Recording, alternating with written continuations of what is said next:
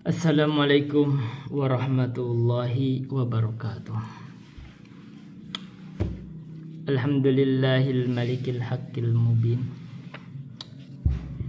alladzi akmalad dina wa wadaha tariqal mustabin. Wa asyhadu an la ilaha illallah wahdahu la syarikalah. Syahadatan yarjul muwahhidu bihan najata yaumaddin. Wa asyhadu anna Muhammadan abduhu wa rasuluh sayyidul anbiya'i wal mursalin wa ala alihi wa sahbihi wa man tabi'ahum bi ihsanin ila yaumiddin. Amma ba'du, hadirin rahimani wa rahimakumullah, para penyimak kajian ilmiah di channel Muhammad Rahimat ini. Kita sedang membahas Qaidatul Fiqhiyah wa Dhawabitul Fiqhiyah karya Syekh Abdurrahman bin Nasir As-Sidi. Tapi biasa kita akan berikan tambahan sisipan ilmiah atau hal-hal yang kadang-kadang terkait dari kehidupan yang kita akan komentari. Jadi belum lama ini barusan tadi itu saya mendengar ada talkshow tentang salah satu politikus. Jadi beliau itu katanya terjerat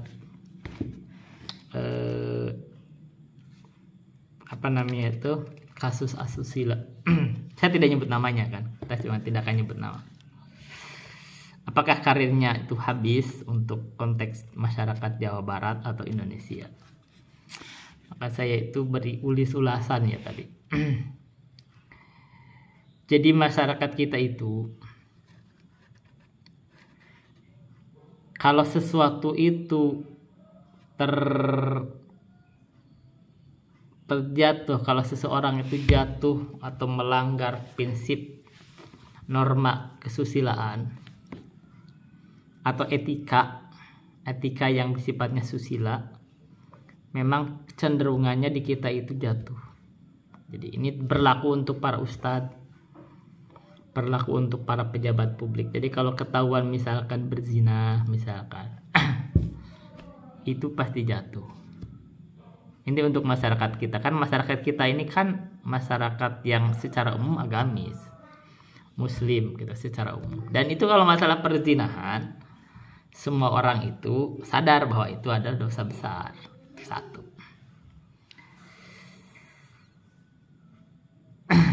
Seperti kemarin kejadian misalkan ada dokter yang kandungan mungkin ya melakukan pelecehan seksual, itu kan langsung dipecat kan, tangkap. Ini masalah susila ini di kita ini lebih keras, terutama ke tokoh-tokoh atau simbol-simbol yang harusnya dianggapnya itu suci gitu loh, seperti ustadz. Padahal ya sama aja sebenarnya, manusiawi, sama aja manusia itu. Jadi ustadz juga ada nafsu. Pejabat, ada pejabat itu. Nah tapi begitu terbongkar, itu biasanya tidak termaafkan. Biasanya masyarakat kita itu. Ini penting. Jadi kalau ustadz itu lebih ketat sebenarnya. Ini kalau bicara muruah ya, muruah itu ustadz itu lebih ketat. Kalau dalam bab persaksian pun kan muruah itu lebih ketat. Bahkan saking ketatnya itu mereka tuh menganggap kalau orang nggak pakai kopiah itu tidak ada muruahnya, dianggap fasik. Walaupun ini berlebihan ya, ini berlebihan. Tapi ini menetapkan sesuatu yang berlebihan. Tapi kalau merokok mereka gak menghilangkan muruah gitu. Ini lucu kan? Lucu nih. Ini kadang sebagian nih. Ini yang biasa yang menetapkan begitu ini orang Aswajan. Jadi kalau nggak pakai kopiah itu hilang muruah. Tapi kalau ngerokok tidak hilang muruah. Ini apa? Karena ngerokok mereka makruh. Terus kenapa kopiah apa makruh gitu? Karena mereka ada ucapan gini, wa min alamatil fiski, kata sebenarnya alamat fasik itu nggak pakai kopiah. Kaspuro sih katanya. Tapi kalau ngerokok apa? Merokok apa? Hukumnya apa? Mereka nggak makruh. Terus kalau ngelakuin kemakruhan terus-terusan itu tidak menghilangkan muruah. Itu masalah. Kalau kita pandangan masyarakat, kita sebutlah para Ustadz Salafi, Ustadz Muhammadiyah, Ustadz Persis, Ustadz Al-Irsyad, itu saya yakin mereka itu kan secara umum mengharamkan rokok. Artinya kalau merokok di kalangan masyarakat itu justru itu menghilangkan muruah, itu nggak sah jadi saksi, nggak sah jadi saksi, karena itu dianggap fasik, gitu kan? Dianggap fasik. Kenapa? Karena terus-terusan berbuat maksiat. Ini kan dosa kecilnya, dosa kecil kalau terus-terusan jadi besar.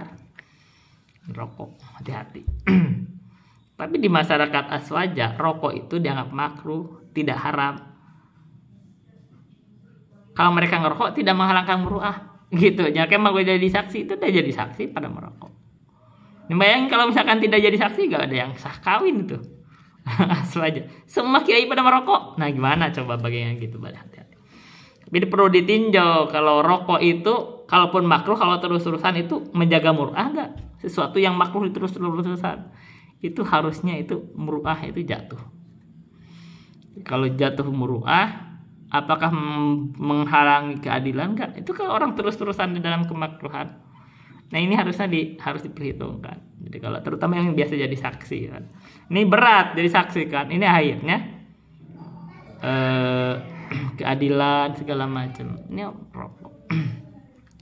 Tapi kalau ditanya ke Ustadz Salafi, rokok itu haram. Jadi kalau orang, jelas dari Ustadz Salafi, kalau orang di Ustadz Salafi itu merokok, itu pasti ditinggalkan jamaahnya. Dan para jamaah juga ngerti itu rokok itu haram. Muhammadiyah juga haram. Persis, Al-Irsyad. Gitu loh, ini muruah. Tapi kalau kopiah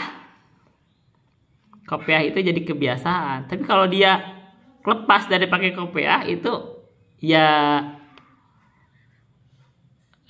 kadang-kadang ada satu sudut mungkin itu nggak biasa gitu loh. Tapi kalau disebut fasik itu terlaluan kalau disebut fasik, karena memakai kopiah kan nggak wajib, nggak sampai wajib. Ini bukan aurat kan, bukan aurat. Kenapa jadi disebut fasik bukan wajib gitu loh. Nanya mungkin etika. Tapi memang udah jadi kebiasaannya para ustadz itu pakai kopiah. Ada bahasan juga bagaimana kalau pakai topi. Ini ada yang berlebihan katanya, ada topi itu juga menghilangkan muruah karena itu cirinya orang fasik katanya. Ya tapi kan nggak sependapat, artinya itu terlalu berlebihan. Tapi kalau rokok, rokok kalau di masyarakat, di Ustadz Salafi itu jelas, itu kan dianggap haram secara umum, maka itu jelas menghilangkan muruah. Makanya kalau orang Ustadz merokok di Salafi itu pasti tidak diambil ilmunya, ditinggalkan jamaahnya, itu pasti.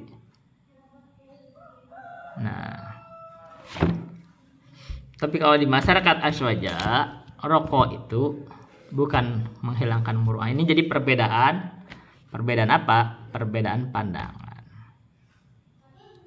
Bayangkan dia bingung kalau kita di masyarakat Aswaja, kalau rokok menghilangkan muruah, apalagi menghilangkan adalah tidak sah yang kawin itu. Bagaimana tuh? Berat itu.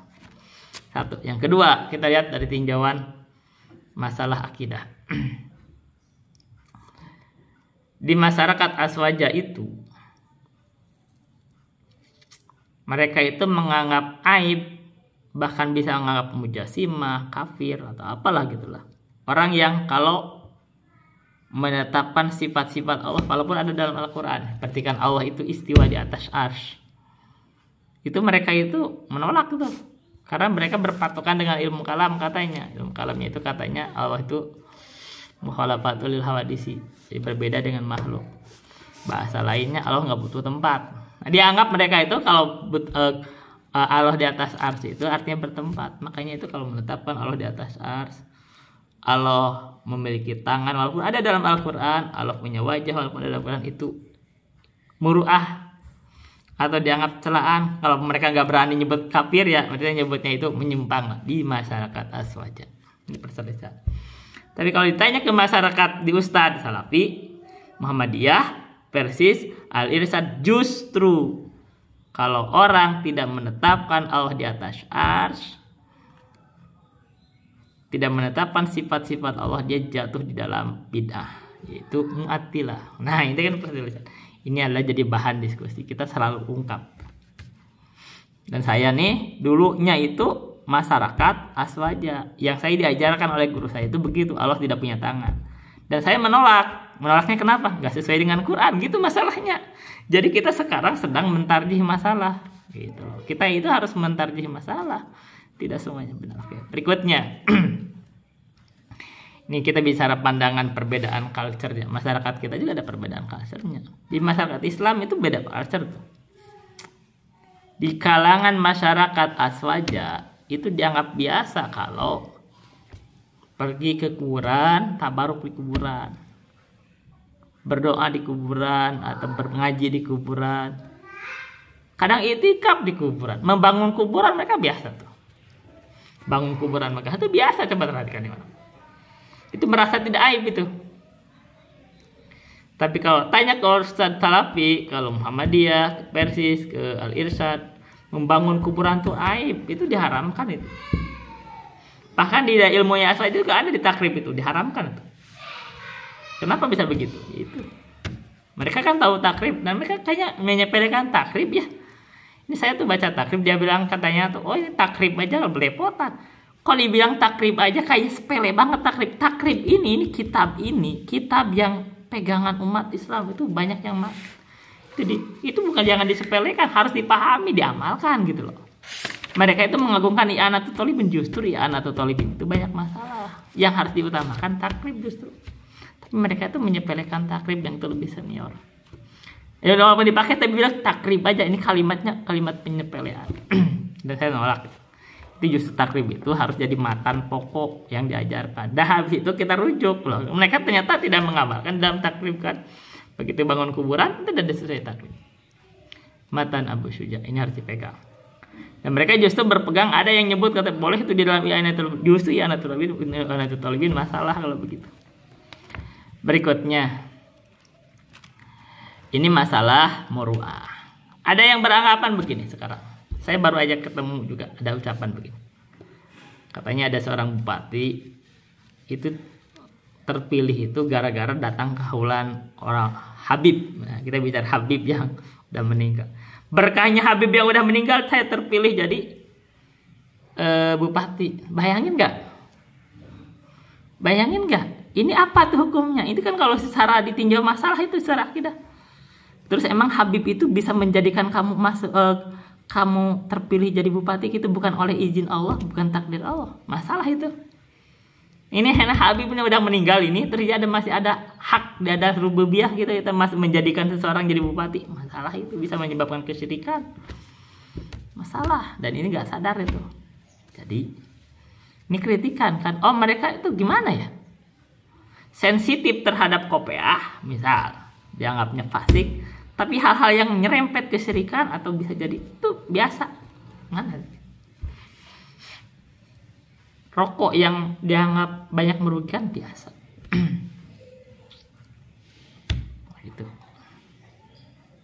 Gitu.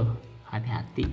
Jadi kita harus tinjau ulang. Ini kita itu sebenarnya harus cerdas tuh, maksudnya dianalisis masalah itu harus dianalisis. Kenapa ya?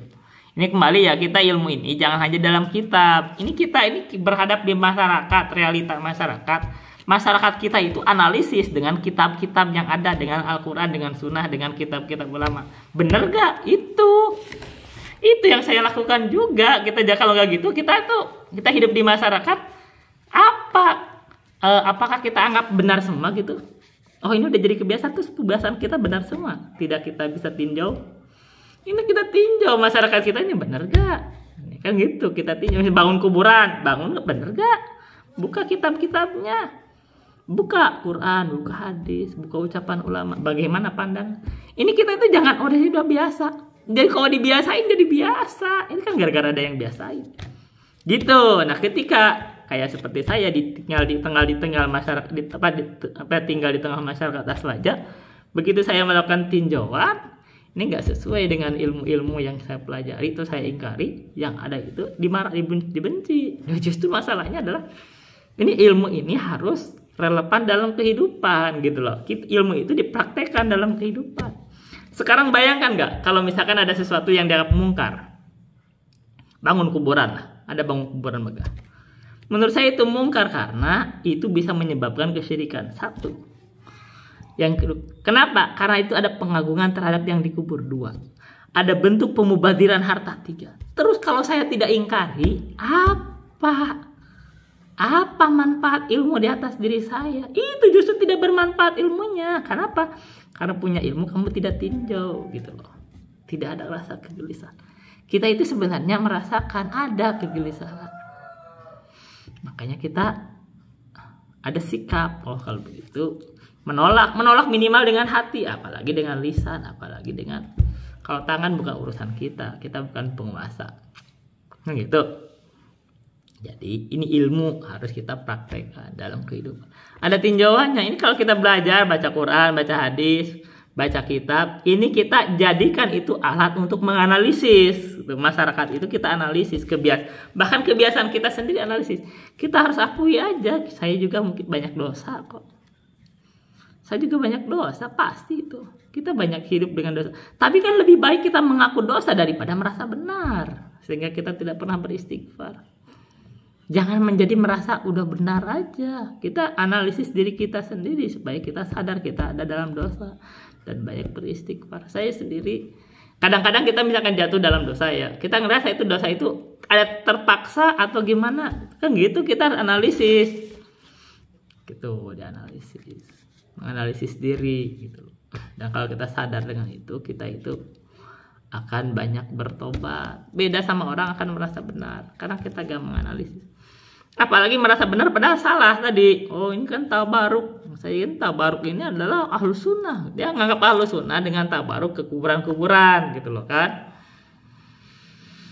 Berdoa ke orang yang udah dikubur, ya Syekh, saya ini ada kesulitan, tolong saya, berikan saya yang merah-merah uang ratusan ribu. Misalkan gitu kan, jutaan, saya punya pengen ini, ngomong ya Syekh. Itu apa hukumannya? Biasa tuh, ini biasa tuh di masyarakat Asujan biasa tuh. Habib itu banyak itu, perhatikan di video ada di YouTube. Tuh kuburan tuh dikelilingi, debaan di kuburan. Ya gitu, bayangin gak? Analisis aja yang jadi kebiasaan itu, seperti misalkan debaan nih, Mahalul Qiyam. Itu kan ketika Mahalul Qiyam ada keyakinan itu. Ya Nabi salam alaika, ya Rasul salam alaika. Itu artinya apa? Dia memanggil Nabi. Bagaimana hukumnya memanggil Nabi? Kan gitu. Itu analisis gitu loh. Bagaimana hukumnya memanggil Nabi? Nabi sudah meninggal, tidak ada di depan dia, kok dipanggil-panggil? Dia menada kan itu artinya memanggil kan. Bagaimana hukum yang memanggil yang sudah meninggal? Oh, dia bukan meninggal. Dia kan ruh itu masih hidup, itu syubhat. Ini syubhat. Dia nganggap orang yang mati itu gak meninggal karena ruh itu gak pernah meninggal. Wala taqulu liman yuqtalu fi sabilillahi amwat bal ahya'un inda rabbihim yurzaqun. Ini syubhat itu. Pada ayat-ayatnya iya, kamu baca ayat yang syubhat gitu. Kita menghukum orang mati yang udah meninggal itu, kata Allah jangan dianggap mati. Bal wala taqulu liman yuqtalu fi sabil, yang meninggal di jalan Allah itu jangan dianggap mati. Bal ahya'un inda rabbihim. Perhatikan, inda rabbihim itu ada kalimat yang harus kita perhatikan. Itu hidup di sisi Allah, bukan di sisi kita. Paham? Di sisi Allah mah hidup karena ruhnya. Tapi di sisi kita meninggal, dia itu sudah kehilangan, ruhnya sudah meninggalkan jasanya, maka di sisi kita meninggal. Jadi kita itu kan manusia alam dohir, dan kita memandang secara dohir dia sudah meninggal, makanya dikubur. Nah kalau dia masih hidup jangan dikubur dong, gitu dong, ya kan? Sekarang ada orang meninggal gara-gara gitu, nggak ada yang meninggal kalau gitu ceritanya. Orang yang meninggal nih, ada neneknya meninggal, oh dia meninggal, enggak kok dia masih hidup. Apa ruh kan hidup? Ruh itu tidak pernah mati. Siapa bilang ruh hidup, ruh mati? Ruh itu gak pernah mati. Itu 8 dari makhluk yang gak akan pernah mati. Artinya kalau tinjau dengan ruh, ya dia akan hidup terus. Dia kan terjebak di dalam alam. Itu kan itu bahasa-bahasa mereka tuh. Ruh itu sebenarnya itu ingin kebebasan. Dia terjebak di dalam alam fisik. Bahasanya kan gitu. Makanya begitu dia meninggal itu, dia itu pengantin bahasa itu. Dia itu sedang berbahagia berjumpa dengan Allah. Itu tinjauan ruh. Oke. Tapi pandangan kita itu meninggal, karena kalau orang itu jasadnya ditinggal ruh, dia mati. Tinggalin aja seminggu busuk. Gitu kan? Iya, berarti udah mati. Makanya itu mayit atau bangkai. Makanya dikuburkan. Nah, itu mati. Kenapa? Karena matinya itu dengan pandangan fisik, jasmani. Jadi ketika jasmani ditinggal ruh, dia tidak bergerak lagi, tidak bernapas lagi, mati. Ini kayak sekarang tuh yang hot masih tampil, mati. Itu sebetulnya meninggal gitu loh, bukan hidup. Kalau ruh itu tidak pernah mati memang. Jadi jangan bahas dengan ruh, lihatnya jasadnya. Jasadnya kalau dia udah gak bergerak, mati. Itu mati hukumnya. Jadi kalau kita berdoa ke orang mati, meminta ke orang mati, syirik gitu loh. Itu. Apalagi kayak di depan kita, walaupun nabi, itu hukumnya meninggal, bukan hukum hidup. Karena kalau dia hidup ada di depan kita, dia bisa menjawab. Dia hukumnya meninggal. Kalau bicara ruh itu selalu hidup. Dan ruh itu juga,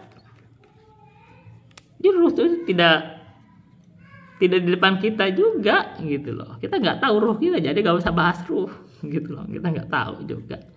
Itu masalah gaib ruh itu syubhat. Tapi mereka itu biasa, itu analisis kita ketika misalkan Mahalul Qiyam, misalkan Deban, itu kan dia memanggil Nabi, ya Nabi.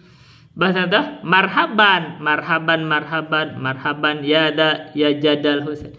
Dia itu berkeyakinan Nabi datang gitu loh. Itu kan sebabnya, ada keyakinan Nabi datang.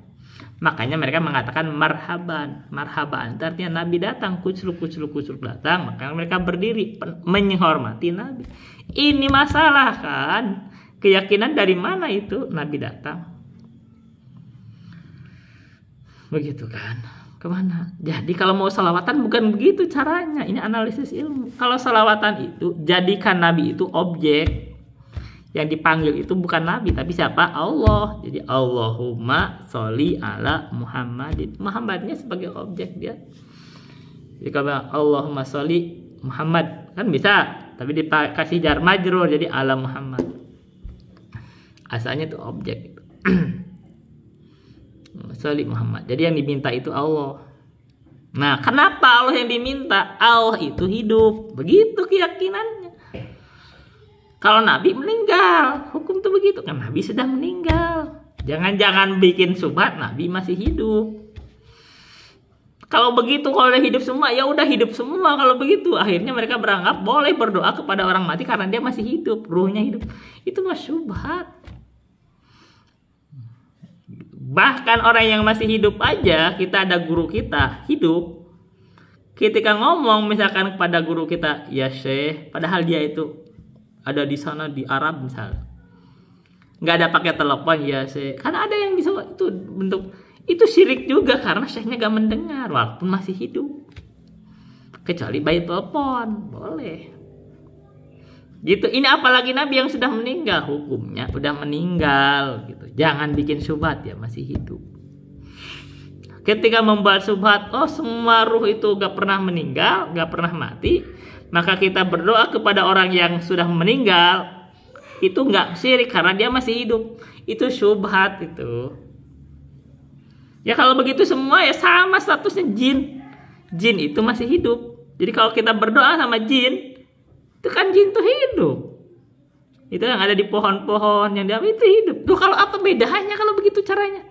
Berdoa sama ruh yang sudah meninggal atau sama jin, ya sama dong statusnya. Itu artinya sama-sama hidup. Nah ini kalau begitu menyamakan antara jin sama orang-orang yang udah mati dengan Allah. Sama-sama gak kelihatan, sama-sama hidup. Ini syirik lagi gitu loh. Ya kan? Kan kita boleh berdoa kepada Allah berperintah, yaitu Allah itu kan tidak kelihatan. Kelihatan Allah enggak. Tapi ada keyakinan di dalam diri kita Allah itu hidup dan Allah mendengar. Jadi kalau kita berkeyakinan Nabi itu masih hidup dan mendengar, maka itu menyamakan antara Nabi dengan Allah. Itu juga ada syirik. Syirik dalam penamaan, dalam penyifatan. Ketika kita berdoa kepada Allah, lalu berdoa juga kepada Nabi, itu menyamakan lagi dalam doa. Dah itu dalam syirik ibadah gitu loh. Sekarang gitu. Apalagi kalau berkeyakinan Nabi itu bisa mengangkat bala. Wah, itu keyakinan lagi, jatuh di dalam syirik. Apa itu? Apa itu? Rububiyah. Apa seperti tadi misalkan ini berkahnya Habib Syekh Fulan, saya terpilih jadi bupati. Berarti berkeyakinan Syekh Fulan itu bisa menjadikan dia bupati. Itu berarti syirik di dalam rububiyah. Ya kan? Dan berkah sendiri kan dari Allah. Allah itu tabarok, maha Allah atau maha berkah. Keberkahan itu dari Allah. Artinya kita harus menetapkan keberkahan itu kembalinya ke Allah. Kalau Allah menetapkan sesuatu berkah, ada dalilnya. Berkah, misalkan Al-Quran ada keberkahannya, ilmu ada berkahnya. Gitu, jangan ke dat. Misalkan seorang yang udah meninggal Habib Fulan berkah. Apa berkahnya di situ? Kecuali dia menyampaikan ilmu, ada ilmu yang kita amalkan, berkah di atas ilmu. Jadi keberkahannya keberkahan ilmu, dan ilmu itu datangnya dari Allah. Itu, jadi kalau kita mencari keberkahan dari ulama, jangan dari dat ulamanya, tapi dari ilmunya. Misalkan kita nih baca kitab Asy-Syafi'i, itu artinya kita ngambil pelajaran dari ilmunya Imam Syafi'i, bukan dari datnya Syafi'i gitu. Datnya Syafi'i apa? Fisiknya sudah mungkin sudah dikubur. Ya dari kubur, siapa tahu malah udah membusuk. Ruhnya juga walaupun hidup, ruh itu hidup. Tapi kan ruh itu pertama itu ya kita nggak tahu juga ngebahas ruh perpanjangan. Kita gimana sih memperpanjang tuh? Keyakinan juga kan bahwa ruh masih itu keyakinan goib gitu loh. Gitu. Jadi jangan ngambil saya berkahnya Habib Fulan, ada orang meninggal, nggak boleh. Gitu. Itu nggak boleh. Kita ingetin ya, ini sisipan ilmu. Nah, masyarakat kita itu, karena masyarakat kita itu kecenderungannya masyarakat masih awam, bahasa lainnya bodoh, walaupun masyarakat muslim. Kalau orang itu jatuh di dalam hal yang sifatnya asusila, itu tidak dimaafkan. Misalkan orang itu jatuh dalam perzinahan, itu tidak dimaafkan secara umum. Tapi kalau orang itu, apalagi walaupun ustadz sekalipun jatuh di dalam kesyirikan atau kebidahan, mereka bahkan nggak tahu itu tuh masalah besar gitu loh. Karena bagi mereka itu dianggap bid'ah aja itu kan baik, hasanah katanya. Dan kesyirikan aja bukan syirik, itu katanya tawasul. Kan gitu, ada bahasa-bahasa yang jadi kalau jatuh di dalam hal itu untuk para ustadz atau apapun, apalagi misalkan pejabat, setiap mau pergi kemana, pergi dulu ke kuburan-kuburan atau kadang masing ke dukun, itu tidak dianggap aib di kita itu karena kebodohan. Tapi kalau tinjauan ilmu, kita tinjauan ilmu, kebidahan itu lebih parah dibanding dosa. Ini kemarin kita bahas kan ucapannya Imam Asy-Syafi'i. Kata Imam Syafi'i, la an yabtaliyahu Allahul mar'a bikulli dzambin ma khala syirka billahi khairun lahu min an yabtaliyahu bil kalam. Sesungguhnya orang itu, andaikan dia itu diuji dengan semua dosa selain syirik terhadap Allah, kata Imam Syafi'i, lebih baik bagi dia dibanding difitnah dengan ilmu kalam. Pertanyaannya, kalau orang dia berzina, anggaplah seorang pejabat jatuh dalam perzinahan, dia itu juga kan sebenarnya ya dia tuh berzina, tapi kan dia tidak mau mengumumkan juga sebenarnya, dia sendiri-sendiri. Dia bahasanya juga saya membeli gitu kan, zina kan artinya. Dia ngaku lagi, tapi misalkan ngaku ya, saya kan membeli. Kan dia berarti ngaku kan. Nah, kalau mengaku itu masalah besar sebenarnya. Dan harusnya sih gimana ya? Kan ada orang mengaku nih. Ada orang mengaku berzina sama sepulan. Nah, ini kan pengakuan nih kalau secara hukum agama ya. Kalau pengakuan secara hukum agama, dia harus butuh bukti. Ini kalau hukum, apalagi dia udah meninggal, itu kan bisa harusnya dirajam tuh kan. Ini kita tinjauan rajam. Ini ilmu ya, tambahan sisipan ilmu ada dalam fikih kan kemarin.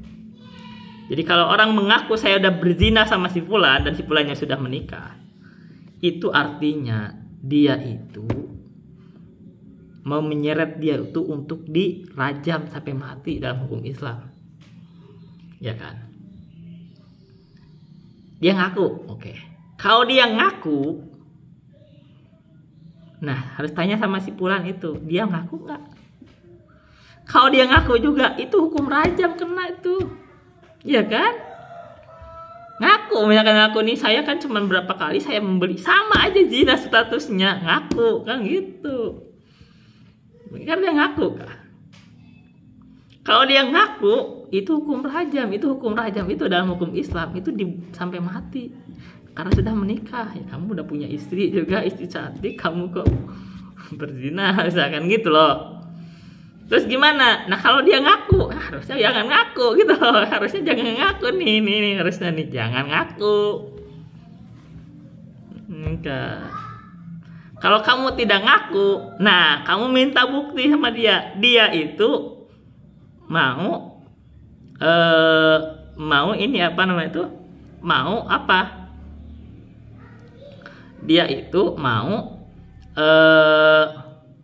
mencelakakan saya, misalkan dia itu merusak karir saya segala macam, dia menjatuhkan saya, apalagi dia mantan pejabat terkenal, dia mungkin mau jadi calon presiden, dikejarnya di situ. Kalau dikejarnya di situ, dia minta bukti segala macam, dia yang dipenjara, atau mungkin ya kalau dirajam, dia yang dirajam karena dia tidak bisa membukti. Bukan dirajam, pasti cambuk 80 kali. Karena mau menyeret orang untuk dirajam. Nah, sekarang tinggal bisa mikir nih. Dia mending ngaku, ini dosa nih. Kita sama-sama, dia mending ngaku atau mending berdusta. Nah, itu pilihannya dia lah gitu loh. Karena dia berdusta kan haknya dia juga kan. Kalau gitu ini kita tinjau, ini terapin ilmu kan, kita nerapin ilmu. Ini kalau konteks gitu, mendingan dia ngaku atau mending dusta. Nah kalau dia ngaku, hukum mati dia tuh. Dia tuh kalau dia ngaku mati dia tuh, dirajam dalam hukum Islam. Kalau dia tidak ngaku, atau misalkan, atau nggak usah jawab segala macam, nggak usah komentar. Wah itu bilang aja, nuduh aja gini-gini, dia harus bawa bukti segala macam. Dia yang dirajam, yang dirajam aja. Gitu loh, apalagi pejabat publik gitu loh. Sekarang gini, yang kedua, orang yang berbuat maksiat itu, misalkan anggaplah dia itu berbuat maksiat, berzina, harusnya kan ditutupi, ya kan? Ini kan hal waras itu ditutupi. Jangan ngaku, oh saya habis berzina sama si Fulan, ya kan? Ini misalkan, karena dia itu habis berzina, dia sendiri harus dibunuh, harus dirajam itu. Kalau dia ngaku harus dirajam. Kalau dia gak ngaku, kalau dia gak mengakui, ya dia tobat kepada Allah gitu loh. Gitu harusnya.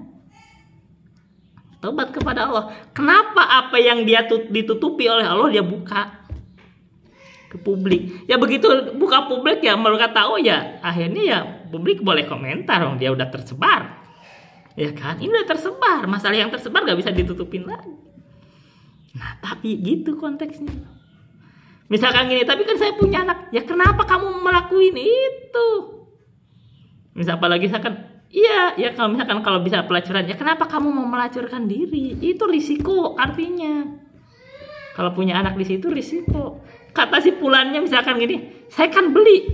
Iya benar juga. Kamu misalkan kalau konteks beli, saya udah saya bayar. Kenapa kamu menuntut? Ya benar juga. Ada yang pakai meme. Ini kan kayak toilet umum, ya udah membayar ya, kenapa ya kalau ada kotor-kotor ya pemilik toilet yang bersih. Di konteks itu benar juga, memang ini kalau jual beli yang gak sah kan, karena ini adalah jual beli yang tidak diizinkan syariat. Jadi kalau masalah itu namanya sewa atau jual beli yang tidak diizinkan syariat, bahas muamalahnya, karena itu hukumnya zina. Beda sama nikah itu diizinkan gitu. Jadi ini kita ingetin ya, pernikahan itu tidak pernah jadi aib di dalam hukum Islam, walaupun lebih dari satu kali atau lebih dari satu orang. Karena itu ada yang cerita tuh ulama tuh, punya istri banyak itu bukan duniawi katanya, bukan orang hubud dunia. Kenapa? Karena Ali radhiyallahu anhu itu punya istri 4 dan punya budak 17. Sementara Ali adalah orang yang paling zuhud. Nah katanya begitu. Jadi pernikahan itu poligami bukan aib. Nah kita sebut sekarang Ustadz terkenal di kita namanya Agim, dia itu dijatuhkan gara-gara poligami. Ya sebenarnya poligami kan bukan aib. Tapi masalahnya ada kekeliruan. Beliau itu meromantisasi dakwah. Jadi karena dia meromantisasi dakwah sehingga terbentuk paradigma atau pandangan masyarakat kalau dia itu sebagai suami yang ideal, sayang sama istrinya. Begitu dia poligami, itu pengikutnya meninggalkannya. Ya itu ya memang branding di situ. Tapi kalau ditanya, kita perhatikan ya, kita sebut aja nggak masalah. Para ustadz salafi itu hampir kebanyakan itu poligami. Dan itu nggak merasa jadi aib bagi mereka, enggak. Kenapa? Ini tidak menjatuhkan muru'ah. Kita ingat ya catatannya, ini bicara muru'ah. Kalau menikah lebih dari satu itu bukan poligami, bukan muru'ah, bukan hal yang menghalangi muru'ah. Bahkan dianggapnya itu adalah keutamaan. Enggak semua orang bisa juga menikah lebih dari satu aja kadang. Bagi semua orang itu berat. Pahalanya pasti lebih besar kan, karena susahnya lebih besar. Dan tidak semua orang bisa gitu loh. Itu keutamaan orang tuh beda-beda. Jadi orang itu ada kemampuan beda-beda. Ada yang orang satu aja kadang kesulitan. Jadi kalau orang memaksakan lebih ya memang itu kan kemampuan beda-beda. Gitu. Jadi kalau wajar, kalau ada pahala lebih besar ya kesulitannya lebih besar. Harusnya itu bukan hal yang menghalangi muru'ah. Para nabi juga ada yang punya istri 1000. Ya kan, di zaman dulu nabi ada yang istrinya 1000. Itu bukan menghalangi muru'ah mereka. Enggak. Ketika syariat izinkan, kita umat Islam diizinkan punya istri 4. Dan nabi punya istri lebih dari itu. Diizinkan. Begitu kan. Dan itu tidak menghalangi muru'ah. Muru'ah itu bukan hal yang mengganggu nama baik lah, bisa begitulah. Apalagi sampai menghalangi dia dianggap sebagai orang yang adil, menghalangi ilmu untuk diterima, kan gitu. Kan kalau di konteks ini juga, di konteks rawi hadis itu, salah satu yang menghalangi adalah itu kalau dia itu jatuh di dalam hal yang merusak muru'ahnya. Itu dianggap tidak adalah. Makanya ketika dia jatuh dalam situ tidak diambil ilmunya. Nah ini bayangin kalau seorang ustadz nih gara-gara menikah lebih dari satu atau istrinya lebih dari satu menghalangi muru'ahnya, misalkan gitu, kalau dianggap tidak boleh diambil ilmunya, hilang ilmu dari dia gitu loh. Banyak nanti ilmu hilang. Nah itu bukan hal yang menghalangi muru'ah, merusak muru'ah, bukan. Jadi kalau orang punya istri lebih dari satu seperti yang kejadian sama Agim, itu sebenarnya tidak merusak muru'ah. Tapi beliau mengalami di situ jatuh. Pertanyaannya bukan hal yang muruk. Tapi masalahnya itu kesalahan branding aja. Beliau itu meromantisasi dakwahnya seolah-olah jadi dai itu begitu, istrinya 1. Padahal ustadz lain enggak, dia tidak menampilkan itu, enggak masalah. Mereka istrinya lebih dari 1, enggak masalah. Bahkan ada yang berkata nih, kalau salafi itu rata-rata istri lebih dari 1. Biasa itu. Nah, akhwatnya ngomong begitu lagi kadang-kadang. Nah, kita ingat ya, ini bicara muru'ah itu kadang ada beda pandangan di masyarakat tergantung nilai-nilai yang dianut. Nah, di kalangan aswaja itu dianggap menghilangkan muru'ah kalau berkeyakinan sesuai dengan Al-Quran dan hadis. Belum. Jadi kalau sesuai dengan Al-Quran dan hadis justru menghalangi muru'ah menurut aswaja, yaitu misalkan kalau Allah ditetapkan di atas ars, walaupun ada dalam Al-Quran, itu membuat mereka itu dianggap mujasimah, maka kadang-kadang yang nggak tahu kalau disebut kafir mereka berani nggak ada kayak kalau nggak berani ya, dianggap mujasimah. Walaupun ahlul hadis, walaupun Imam Syafi'i mengatakan begitu, walaupun mereka mengatakan saya mengikuti Imam Syafi'i, padahal begitu di Imam Syafi'i itu mengatakan gitu, mereka tetap begitu. Jadi intinya nggak ngikutin Imam Syafi'i. Karena itu mereka mengatakan kalau akidah agama hakikat Syafi'i, kami ikutnya Asy'ari gitu. Loh, masalahnya kalau kita kan sekarang perdebatan diskursus. Terus menurut kamu Imam Syafi'i itu kafir? Enggak berani ngaku kafir. Kalau nggak kafir kamu ngikuti kafir kan? Terus apa? Sesat gitu. Imam Syafi'i sesat gitu. Kamu ngikuti orang sesat. Ini masalah besar di situ. Iya. Jadi ya. Oh ya, belum sayang. Ya kita lanjutin dulu sekarang kaidah fikih. Ya kita kaidah fikih. Kemarin sampai bahas apa? Wa kullu ma nasya'anil maduni falaisa amrun laisa bil madmun falaisa fadaka amrun laisa bil madmuni. Nah, kira sekarang ini saya belum baca syarahnya tadi, nggak apa-apa. Wa kullu hukmin dairun ma'illati wa hiya allati qad aujabat li syir'ati. Baik, kita sekarang kaidah. Wa kullu hukmin dairun ma'illati. Jadi setiap hukum itu berputar bersama ilatnya atau alasannya, wa hiya allati qad aujabat li syir'ati. Dan ilat itulah yang menjadikan atau diwajibkannya atau disyariatkan hukum tersebut. Kita contoh ya. Khamr itu haram, itu kenapa haram? Karena memabukkan. Katanya kullu muskirin khamrun. Jadi khamr itu memabukkan, ilatnya memabukkan. Sekarang bagaimana kalau khamr itu berubah jadi cuka sehingga tidak lagi memabukkan? Maka ilat hilang pada khamr, itu menyebabkan hukum khamr berubah. Yang tadinya khamr itu haram, begitu berubah jadi cuka, maka itu menjadi halal. Kenapa? Wa kullu hukmin dairun ma'illati wa hiyallati qad aujabat li syir'ati. Setiap hukum itu berputar bersama ilatnya. Ketika ilatnya hilang, maka hukumnya berubah. Maka khamr ketika berubah jadi cuka dengan sendirinya, maka menjadi halal. Itu aja yang bisa saya sampaikan. Billahi taufiq wal hidayah. Wassalamualaikum warahmatullahi wabarakatuh.